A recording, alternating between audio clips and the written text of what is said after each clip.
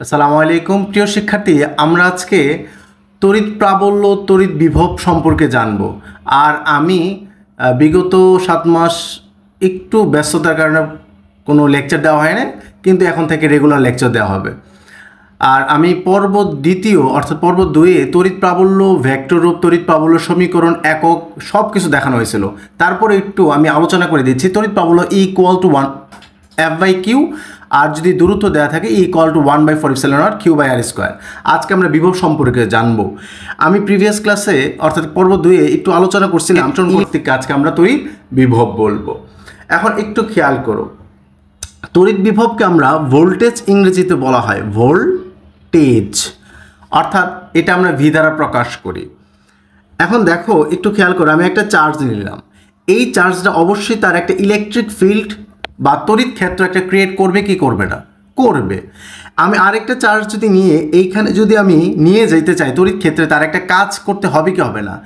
এইখানে যে বলটা প্রয়োগ করবা তখন সেটাকে আমরা বলতেছিলাম তড়িৎ প্রাবল্য।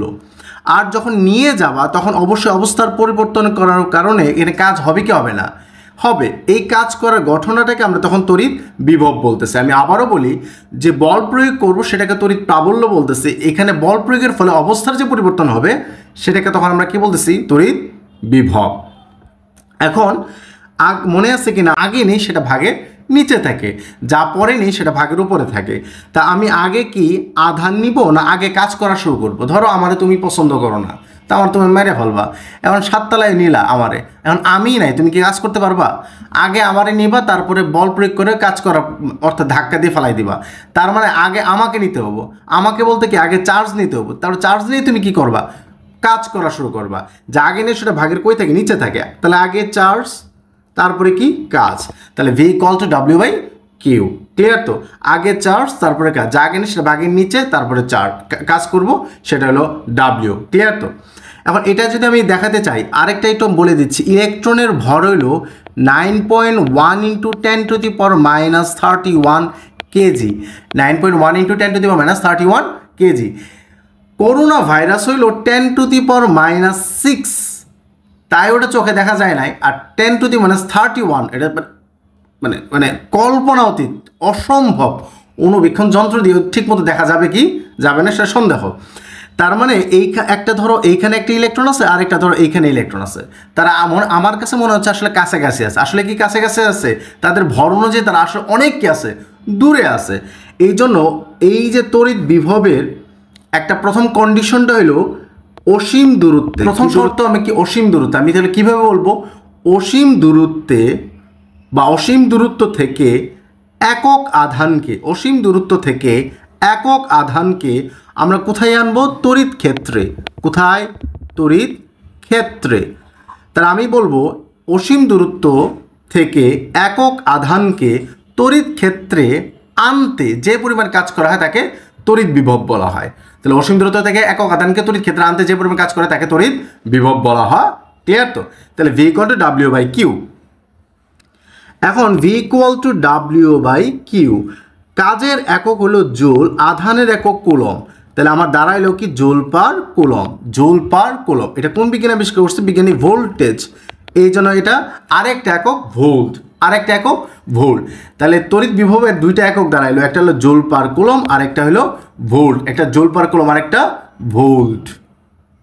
তাহলে সমীকরণ দাঁড়ালো কি? V = W/Q, joule per coulomb বা ভোল্ট। এখন তড়িৎ বিভবের আরেকটা আমরা সমীকরণ নিয়ে আলোচনা করি। মধ্যবর্তী দূরত্ব ছিল কি ছিল না? এইখান থেকে এখানে যখন কাজ করে আমি এইখানে অবস্থার পরিবর্তন করার ফলে আমার মধ্যবর্তী দূরত্ব ছিল।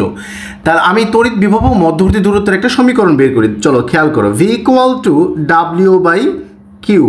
V = W/Q।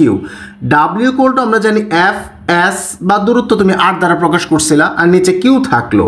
এখন F = আমি বারবারই বলি বস্তু কর্তৃক কাজ, F = ma/mg।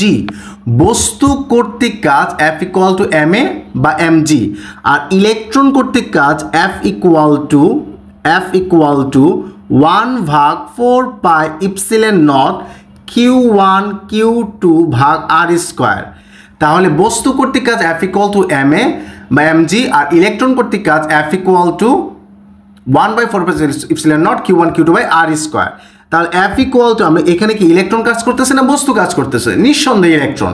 তাহলে এখানে হবে কত 1/4πε0 Q1 Q2 ভাগ R স্কোয়ার, নিচে Q ছিল, তাই তো। এখন দেখো V equal to 1/4πε0 Q1 Q2 ভাগ R স্কোয়ার ইন্টু, দেখো এখানে কি ছিল? ভাগ ছিল। আমি যদি গুণ দিই তাহলে এই কিউটা উল্টে যাবে, উল্টে গেলে কত আসলে? নিচে আসলে 1, উল্টে গেলে 1/Q।